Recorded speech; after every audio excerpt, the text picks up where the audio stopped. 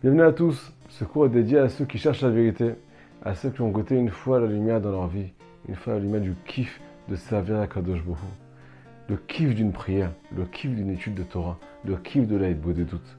Mais cette lumière-là, doucement, doucement, elle s'est estompée.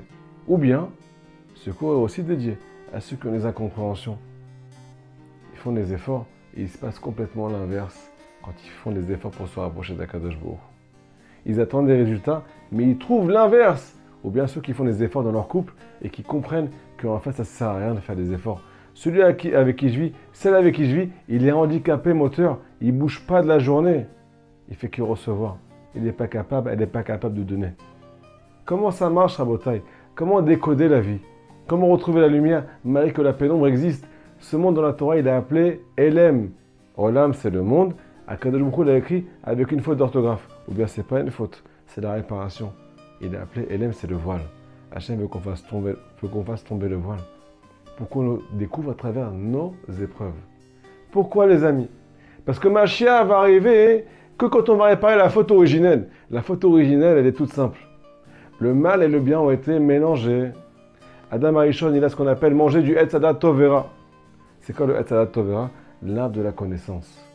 La connaissance dans la Torah, c'est quand le bien et le mal sont mélangés. Quand il a consommé, alors ça agit sur toutes les âmes qui étaient à l'intérieur de lui. Toutes les âmes, ce qu'on appelle maintenant, elles sont dans le trouble. Elles ne savent plus ce qui est bon pour elles, ce qui est mauvais pour elles, ce qui va leur apporter et ce qui va les déstabiliser. C'est pour ça qu'on fait des grandes erreurs dans notre vie. Mais la Kadosh Baruch Hu, il a créé ce qu'on appelle un remède. Il a créé la Torah, il a créé ce qu'on appelle aussi notre âme. Si notre âme se connecte à la vérité qui s'appelle la Torah et qu'on fait agir notre cerveau, notre connaissance qui est basée entièrement sur la Torah, pas sur nos sentiments, on va pouvoir faire du tri entre le bien et le mal.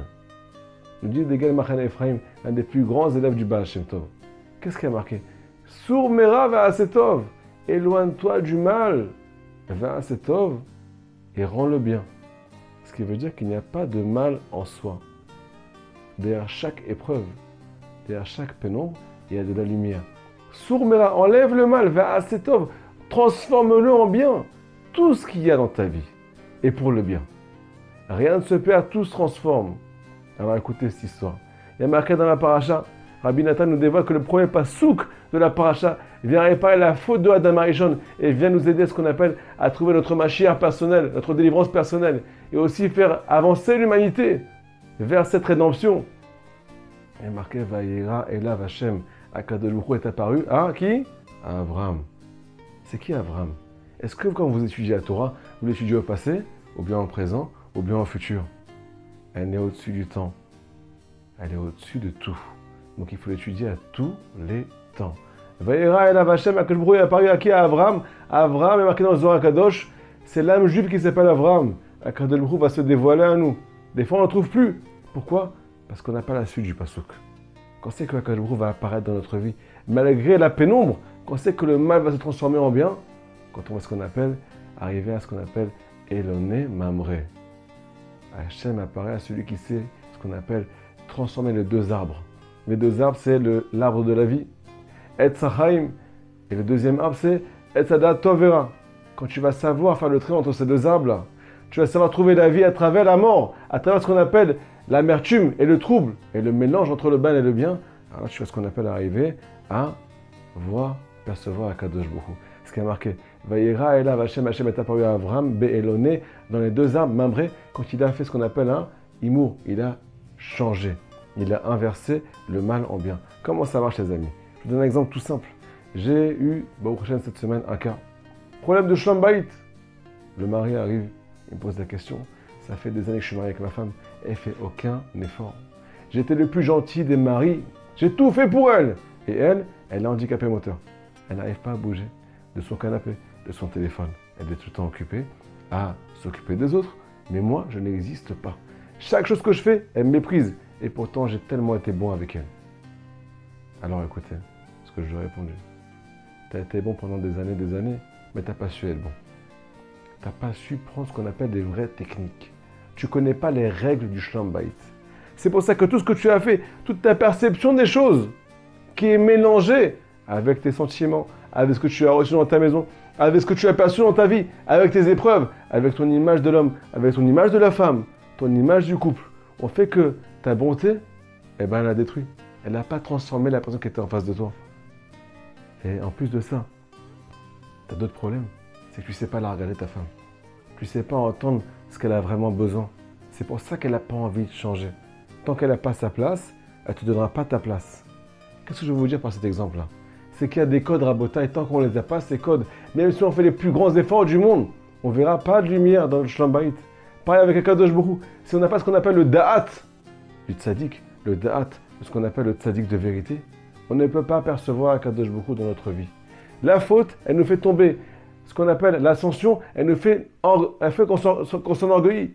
On ne sait pas percevoir les vraies valeurs de la vie, les vraies valeurs de la Torah. Alors imaginez-vous que tout dépend de ce qu'on appelle le tri à l'intérieur. On dit Rabbi Nachman de Breslev, celui qui vient trier sa pensée, le Yetzirah ne peut plus l'attraper. C'est comme une personne qui vient changer ses vêtements.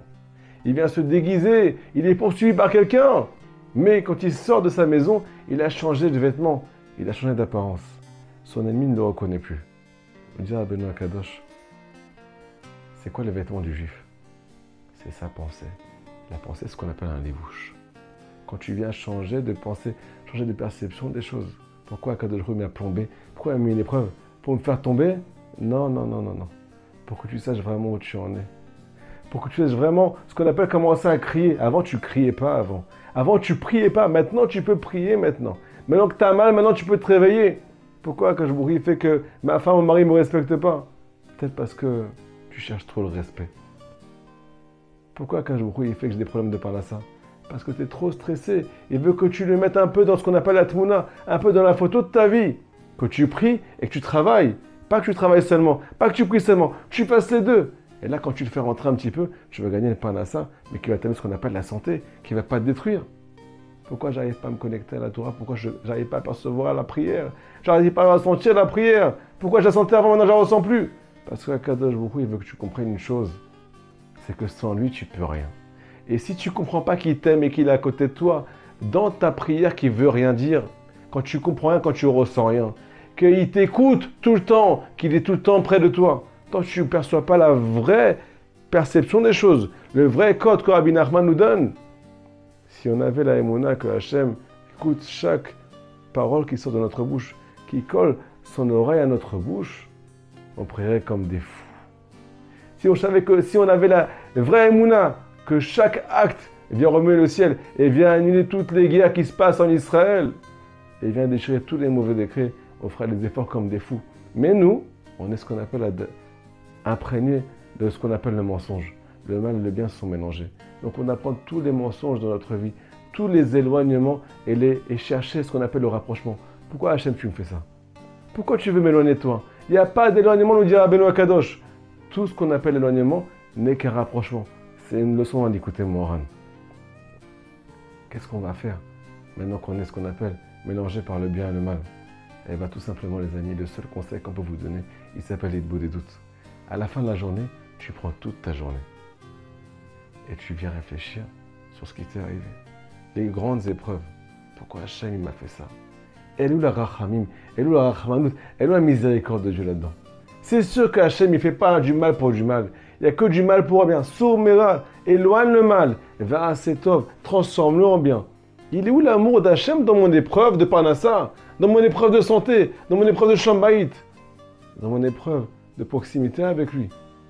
Qu'est-ce qu'il veut de moi? Et là, tu donnes la réponse sur ta feuille. Demain, je te promets que tu vas être un nouvel homme, une nouvelle femme. Pourquoi? Parce que tu vas chercher le bien à travers le mal. Tu vas ce qu'on appelle trier le bien du mal. Tu vas ce qu'on appelle faire le tikkun el sadat tovera. Tu vas faire le birou, le tri de ce qu'on appelle le mal du bien. Et là, qu'est-ce qui se passe?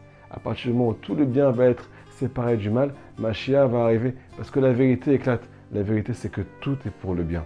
Il dit à Benoît Kadan dans l'écoute Moran, leçon numéro 4. Celui qui perçoit ce date qu'on est en train de transmettre là, cette connexion, cette vraie vérité de la Torah, qu'il n'y a pas d'éloignement, qu'il n'y a que du rapprochement. Dans toutes les épreuves matérielles et spirituelles, il vit ce qu'on appelle une dimension du monde futur dans ce bas monde. Et lui, il est guéri de tout. Vayera elav Hachem. Pourquoi Hachem est apparu à Abraham? Comment il est apparu à Abraham? Pourquoi? Parce qu'il a fait ce qu'on appelle Eloné Mamré.